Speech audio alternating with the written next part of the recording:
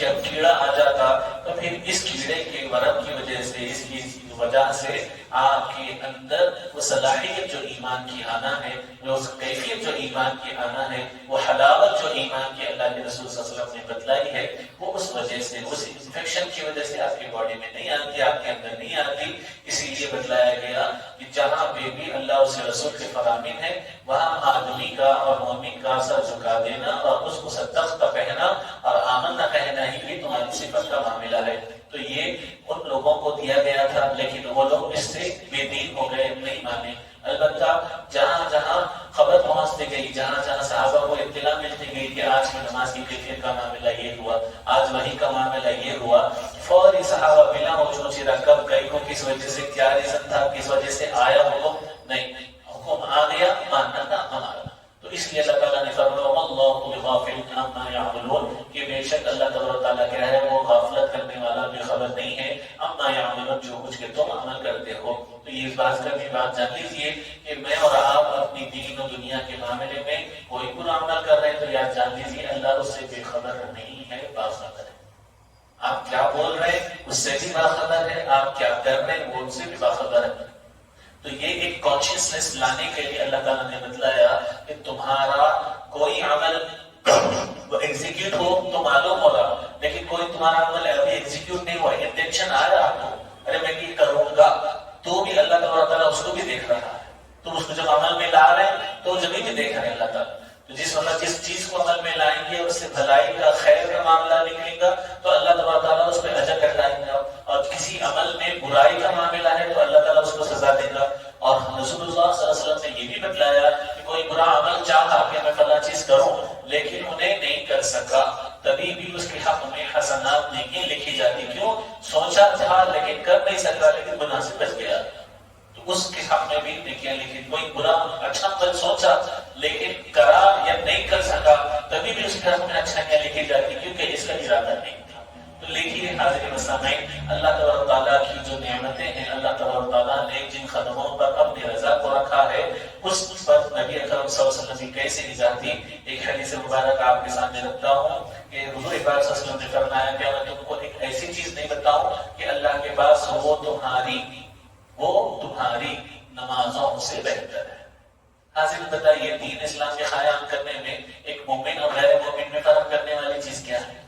آپ بولے کہ روزہ تو سال میں ایک بار دیتے سب کو، نماز قائم کرنا ہے مومن کی پہچان۔ حضور نے فرمایا میں تم کو کون ایسی بہتر چیز نہیں بتاؤں جو نماز سے تمہارے حق میں سب سے زیادہ بہترین ہے، اور روزے اور زکات سے تمہارے زیادہ حق میں بہترین ہے۔ تو صحابہ بالکل اٹینشن میں آ گئے، کیونکہ دین اسلام کا قیام، پلرز آف اسلام یہ چھ، اب اس سے بھی بہتر کیا چیز ہے؟ تو صحابہ کی جب یہ چیزیں ہوئی، صحابہ کا یہ تعجب آیا، تو حضور پاک صلی اللہ علیہ وسلم نے ان کی اس انٹینشن کو دیکھتے ہوئے حضور نے ارشاد فرمایا کہ تمہارے عمل، نماز کا جو ثواب ہے کرنے ہوتا، وہی چیز تمہاری نماز اداؤں کے ثواب ملے گا، روزے اداؤں کے ثواب ملے گا، زکات ثواب ملے گا، لیکن سب سے زیادہ ثواب ایک چیز میں۔ تو فرمایا گیا رسول اللہ کیا چیز ہے؟ اور اس کے طلبگار ہیں، تو فرمایا گیا کسی مسلمان کے درمیان میں جھگڑا ہو تو دونوں کو ملا دینا۔ آج ہو رہا، آج ہم دونوں ایک دوسرے کو کر لیتے ہیں، آج ہم ایک دوسرے کو دائرے اسلام سے خارج کرنے کو تیار ہیں۔ تم فلاں عقیدہ نہیں مانتے تم فلاں ہیں، تم فلاں عقیدہ نہیں مانتے تم فلاں ہیں، تم فلاں کام کرتے نعوذ باللہ تم درگاہ میں جا کے شرک کرتے تم کافر۔ نبی اکرم صلی اللہ علیہ وسلم نے آپس میں اتحاد کو بھی ایمان میں ثواب نیت اور زیادتی عمل کو بتلایا، اور ہم لوگ ایسی چیزوں پر حملہ آور ہو رہے ہیں جس سے ہماری پہچان وہ ہونا تھا جیسی صحابہ نے قائم کی، لیکن ہماری پہچان کیسی ہو رہی ہے؟ ہم توڑنے والے بنے، جوڑنے والے نہیں۔ حاضر سامعین، یہ لمحہ فکر ہے جو قرآن مجید کا ہر ہمیشہ ہم کو دعوت ہے، پیغام ہے رسول پاک صلی اللہ علیہ وسلم کی، یہ فکر ہے ہماروں کہ ہم تمام ایک دوسرے کے درمیان کیسے رہنا، متفق اور اتحاد۔ ہاں یقیناً ہو سکتا ہے میرا ذائقہ کچھ ہو، آپ کا ذائقہ کچھ ہو، آپ کا لائف اسٹائل کچھ ہو اور میرا لائف اسٹائل کچھ ہو، یہ آپ کی میری چیزوں کے اوپر ڈیپینڈیبل ہے، لیکن دین میں مذہب میں کسی بھی چیز کا اس میں دخل نہیں ہے۔ اس لیے اللہ تبارک و تعالیٰ نے ہم تمام کی ہدایت کے لیے، یکسوئی کے لیے فقط 4 خلفائے راشدین کو نبی اکرم صلی اللہ علیہ وسلم کے شریعت میں نہیں چلا ہے، پورے خلفائے راشدین، پورے صحابہ رضوان اللہ اجمعین، پورے تابعین، تبع تابعین، فقہاء، مفسرین، محدثین، صالحین، سب کو آپ گناتے جائیں گے، جنریشن تو جنریشن دیکھتے جائیں گے، پڑھتے جائیں گے، تو آپ کو سمجھ میں آتا ہے علم نیچے سے لے کے اوپر تک صحابہ کی متبع کرے اور پورے صحابہ رسول اللہ صلی اللہ علیہ وسلم سے۔ اب ہم لوگ آگے اس کو کیٹیگرائز کرنا شروع کرے، یہ بدعت، وہ فلاں، یہ فلاں، یہ فلاں، اور آج ہم ایک دوسرے کو اتحاد کو بارہ بارہ کر کے توڑتے چلے جا رہے ہیں۔ یہ جبکہ کس کا کام ہے؟ یہ دشمن اسلام کا کام ہے، اور انہیں آپ کو ظاہر ہو کے یا بیٹھ کے انہیں توڑ رہا، انہیں ایک فکر آپ کو دے رہا، آپ اس کی فکر کے پابند ہو کے آپ کو اپنے آپ سے توڑ۔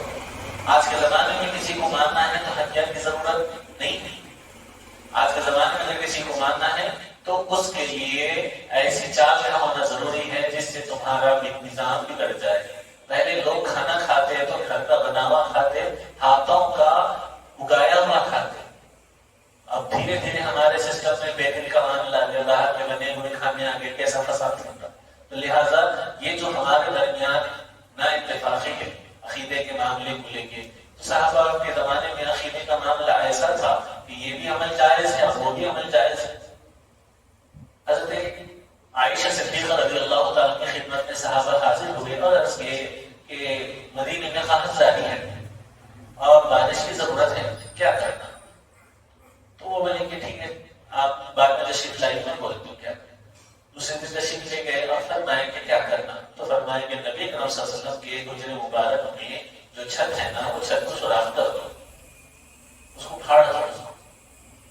تو صحابہ سوچیے، اما عائشہ رضی اللہ کا زمانہ ہے، اور اما عائشہ رضی اللہ تعالیٰ عنہا تمام امہات المومنین میں علم، فطانت، ذہانت اور حدیث کی روایت کرنے والیوں میں سے، تو کتنا علم آپ کو تھا۔ اور صحابہ اس زمانے میں اجلہ صحابہ موجود تھے تو ان کو کتنا علم حاصل تھا۔ جبکہ آپ کو معلوم ہے نماز استسقاء، پانی طلب کرنے کے واسطے نماز استسقاء پڑھی جاتی ہے۔ چاند گرہن ہو گیا، سورج گرہن ہو گیا تو اس کے لیے بھی نمازیں بتائی گئی ہے۔ تو پانی کا مسئلہ ہے تو ہم عائشہ فرما رہی کہ نبی کریم صلی اللہ علیہ وسلم کی قبر انور پر جو چھت ہے اس کو سوراخ کر دو، بارش ہو جاتی ہے۔ چنانچہ صحابہ یہ نہیں بولے آپ کہیں کا حکم دے رہے ہیں بدعت کرنا، نعوذ باللہ، یہ کفر ہے، یہ حرام ہے، بولے صحابہ ٹھیک ہے بول رہے، گئے اور چھت کو جو ہے سوراخ کرے۔ جیسے چھت کو سوراخ کیا گیا، آسمان جب جو ہے ایسا برسا کہ مدینے کے لیے جتنی بارش کافی تھی اتنی بارش ہو۔ تو حاضرین سامعین، اس عمل سے ہمارے علماء یہ بتلاتے ہیں اور صوفیہ یہ بتلاتے ہیں کہ نبی اکرم صلی اللہ علیہ وسلم کا جو طریقہ تھا، حضور صلی اللہ علیہ وسلم نے اپنے 23 سال کی تربیت میں صحابہ، اس وقت ابتدا دیکھیے صحابہ کی کوانٹٹی کم تھی لیکن ایمان کی کوالٹی پکی تھی، اور جب صحابہ کی تعداد کوانٹٹی بڑھتی چلی گئی، حجۃ الوداع تک 1,10,000 صحابہ ہو گئے، تو کوالٹی بھی ہو گئی اور کوانٹٹی بھی ہو گئی۔ لیکن اب ہم ہمارا زمانہ دیکھتے ہیں تو وہ زمانے کے حساب سے آج ریشیو دیکھتے ہیں تو صحابہ کے آج ہم 40 گنا 50 گنا بڑھ کر ہیں، لیکن پھر بھی کیا ہے ہمارے میں کوانٹٹی تو زیادہ ہے لیکن کوالٹی کیا تھی؟ کوالٹی یہ تھی کہ جو حکم دیا گیا اس کو مان کے چلتے، لیکن ہم وہ حکم میں بھی منہ شگافیاں، منہ کھولنا ہم برابر سمجھتے ہیں۔ لہٰذا یہ ہرگز نہیں ہے۔ نبی اکرم صلی اللہ علیہ وسلم نے جیسے صحابہ کی تربیت فرمائی تو صحابہ کے عمل سے ہر چیز کا ثبوت ملتا ہے۔ لہٰذا یہ امت کا کام یہی ہے کہ اللہ کے حبیب صلی اللہ علیہ وسلم نے جس کاموں کا حکم دیا ان کو بلا موجودہ قبول کرنا، یہ عقل مندوں کی نشانی ہے، اور ان میں سوالات اور اعتراضات کر کے اس کی اہمیت کو کم کرنا یہ بیوقوفوں کی علامت ہے۔ علم کی حیثیت سے اگر ہو تاکہ غیروں پر دلیل قائم کر سکے تو جائز ہے، جب نہیں ماننے کی غرض سے بات کرنا ہے تو یہ بالکل بے مقصد ہے۔ اسی لیے اللہ کے حبیب صلی اللہ علیہ وسلم نے صحابہ کرام رضوان اللہ علیہم کی جب ایسی تربیت فرمائی تو اللہ تعالیٰ نے صحابہ کی شخصیت پر آتھینٹیکیٹ دیا اور فرمایا رضی اللہ عنہم ورضوا عنہ، کہ میں ان سے راضی ہوں اور میں ان سے راضی ہو چکا ہوں اور یہ مجھ سے راضی ہو چکے۔ تو اللہ تعالیٰ جس چیز کو راضی اپنا رضا دے رہے ہیں تو ان کا عمل شریف کے خلاف تو نہیں ہو سکتا۔ اور یہ علماء یہی بات فرماتے ہیں کہ آپ کو چلنا کس طریقے پہ ہے، نبی کریم صلی اللہ علیہ وسلم کے بتائے ہوئے طریقے پر ہوتے ہوئے صحابہ کے طریقے کو اپنانا ہے۔ کیوں؟ اس لیے کہ قرآن مجید اور حدیث مبارک کے بعد صحابہ کا خیال، صحابہ کا اجماع یہ امت کے لیے سب سے بہترین کردار ہے، سب سے بہترین نمونہ ہے، اور یہی صحابہ اللہ تعالیٰ کے رسول رسول صلی اللہ علیہ وسلم نے فرمایا کہ میرے صحابہ ستاروں کی مانند ہے، ان میں سے جو جس کی اتباع کریں گے تم ہدایت پا جائیں گے۔ لیکن آج ہم کس کی اتباع کر رہے ہیں؟ جیسے مسلمان دنیا میں کسی بھی جگہ گیا تو قبلہ کعبہ کو بناتا ہے، کیوں؟ اس سے ہٹ کے تو نماز 1,00,000 نماز بھی پڑھے تو نماز نہیں ہوگی، قبلے سے پھر گئے تو نماز ہرگز نہیں ہے۔ تو آج ہمارا جو قبلہ ہے وہ کعبہ ہے، لیکن دل کا بھی قبلہ ہوتا، دماغ کا بھی قبلہ ہوتا، فکر کا بھی قبلہ ہوتا۔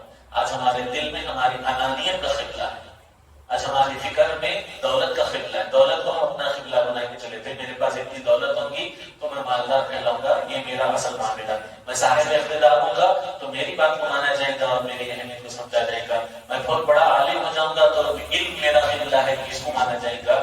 لیکن صحابہ کرام رضوان اللہ اجمعین نے قبلہ بھی اللہ کو بنایا، رسول اللہ صلی اللہ علیہ وسلم کی تعلیمات کو بنایا، اور رسول پاک صلی اللہ علیہ وسلم کی سیرت کو اپنی دنیا اور آخرت کے لیے ذخیرہ بنایا تھا۔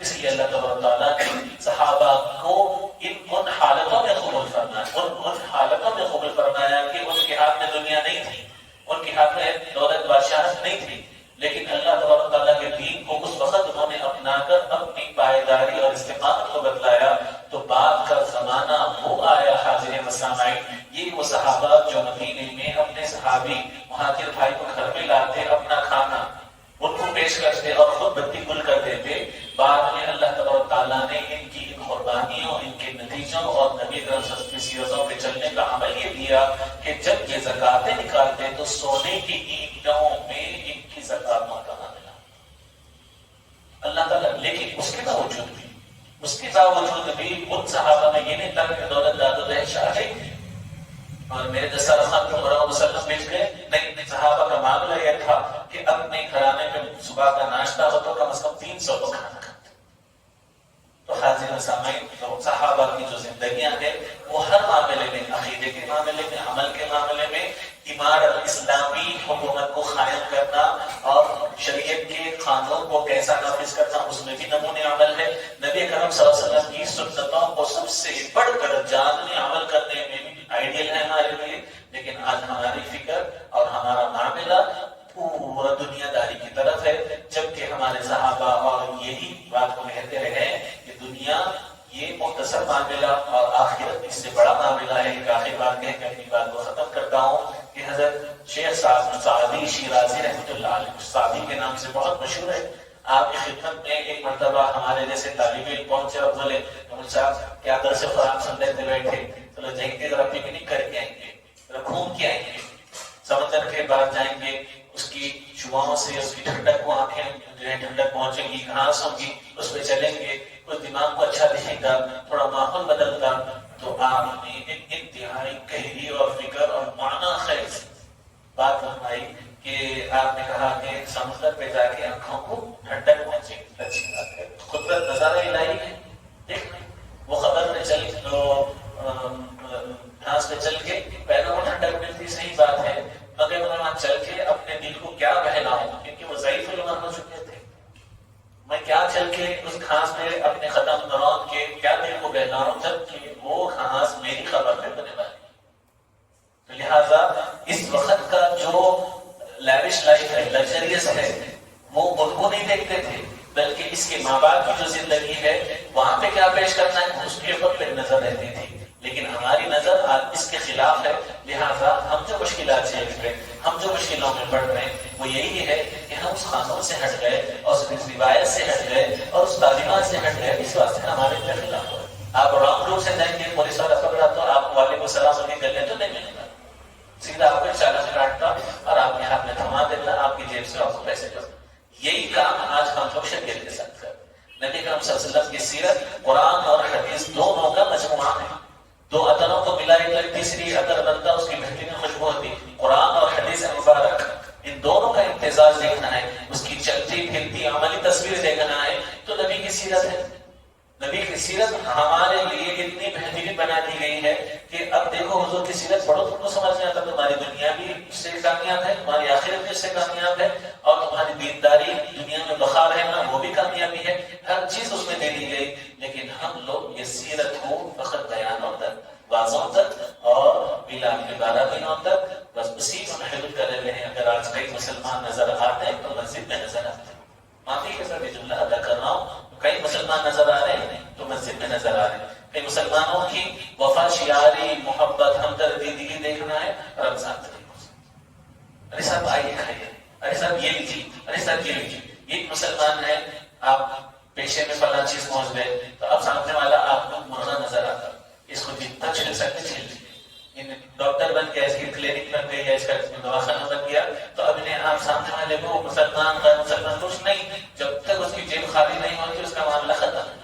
آپ چھوٹی جگہ ہمارا معاملہ خالی، مسلمان ویکتی نظر آ رہے تو وہ خالی مسجد میں نظر آ رہے ہیں. عملی طور پہ آپ ہر جگہ مسلمان ہیں، کردار کے ہر جگہ مسلمان ہیں، لیکن وہ شان ہماری کہاں نظر آ رہی؟ کیوں؟ اس لیے کہ دنیا کی دولت کا پردہ وہ آگے ہے اور وہ ہم کو سب سے بڑا معلوم ہو رہا، لیکن ہم کو یہ بتلا دیا گیا رسول اللہ صلی اللہ علیہ وسلم کے پاس کیا دولت اور کے اندر نہیں سمجھ ہوتے تھے. غزوہ خندق کے موقع پر صحابہ کی جو گروپ تھی، حضرت جابر رضی اللہ عنہ گھر پہ چھوٹا بکری کا بچہ ذبح کرے اور سرکار دو عالم صلی اللہ علیہ وسلم کی نخواہ کمزوری کو دیکھے، صحابہ کی کمزوری کو دیکھ رہے تو چند صحابہ کو دعوت دیے اور حضور نے فرمایا یا رسول اللہ میرے گھر پہ دعوت ہے. تو حضور صلی اللہ علیہ وسلم نے چند صحابہ کی دعوت کو کہا کہ صحابہ تمہاری دعوت ہے، 1000 صحابی آ گئے. وہ جو معجزہ ظاہر ہونا تھا جو ظاہر ہوا، کھانا سب کو بس ہوا، یہ تمام تر چیزیں ہیں. اس وقت حضور صلی اللہ علیہ وسلم نے ایک بات فرمایا، اگر میں احد پہاڑ کو ٹھوکر مار دوں تو وہ تمام کا تمام سونا ہو جائے، مگر میں اس پہ آخرت کو ترجیح دیتا ہوں تاکہ یہ دنیا میں دولت نہیں مانگ کر آخرت میں امت کے حق میں شفاعت. تو حاضرین، نبی اکرم صلی اللہ علیہ وسلم کی ہر تڑپ میں، ہر سوچ میں، ہر فکر میں ہمارے کیا ہمارے فکروں میں حضور ہے؟ کیا ہمارے ظاہر میں حضور صلی اللہ علیہ وسلم ہے؟ کیا ہماری فکروں میں حضور پاک صلی اللہ علیہ وسلم ہے؟ کیا ہمارے خیالوں میں حضور پاک صلی اللہ علیہ وسلم ہے؟ کہ ہمارے دلوں میں حضور پاک صلی اللہ علیہ وسلم ہے؟ کہ ہماری دشمنیاں اگر ہم بنا رہے دشمن، کوئی ہم کو دشمن نہیں بنا رہا، ہم کو بنا رہے دشمن، دشمنیوں میں حضور پاک صلی اللہ علیہ وسلم ہے؟ کہ حضور پاک صلی اللہ علیہ وسلم نے دشمنوں پر عفو و درگزری کرنا نہیں سیکھا. تو حضرت سامعین، آج ہم دوسری چیزوں کو پریفرنس دے رہے ہیں، جبکہ آپ کی میری زندگی کا پریفرنس نبی اکرم صلی اللہ علیہ وسلم کی سیرت ہے، اور وہ سیرت وہ ہدایت دیتی ہے کہ ہم قرآن مجید کو ہمیشہ اپنی زندگی کا لائق اور بہترین جز بنائیں. اللہ تعالیٰ ہم تمام کو سننے سنانے اور اس سے بڑھ کر ہم تمام کو عمل کی توفیق عطا فرمائے. ربنا آتنا